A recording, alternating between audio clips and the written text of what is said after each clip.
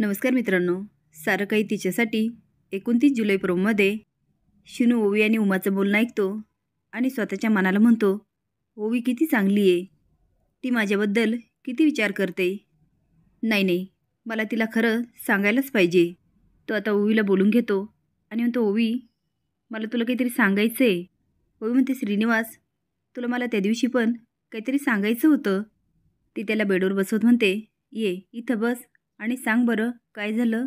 शिनू म्हणतो, ओवी बरेच दिवस झाले, तुला मला एक गोष्ट सांगायची आहे. ओवी विचारते, काही चुकीचं घडलं आहे का. शिनू म्हणतो, हो, आम्ही मुंबईला गेलो होतो.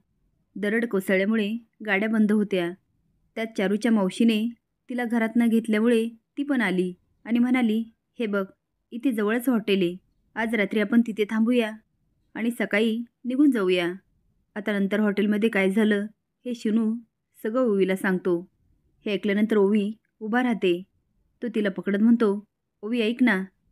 ओवी त्याचा हात झटकत म्हणते, डोंट टच मी. तू असं कसं करू शकतो. तू फसवलं आहे मला आणि एवढी मोठी चूक करून तुला जर वाटत असेल मी तुला माफ करेल तर सॉरी. तुझ्यासारखा चिटरचा चेहरा मला आयुष्यात कधी बघायचा नाही.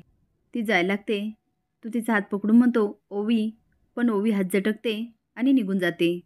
आता शिनू मोठ्याने ओरडतो, ए ऐक ना ओवी, ओवी. तुम्हाला काय वाटतं, ओवीने जे केलं ते योग्य आहे की शिनूची साथ द्यायला हवी होती.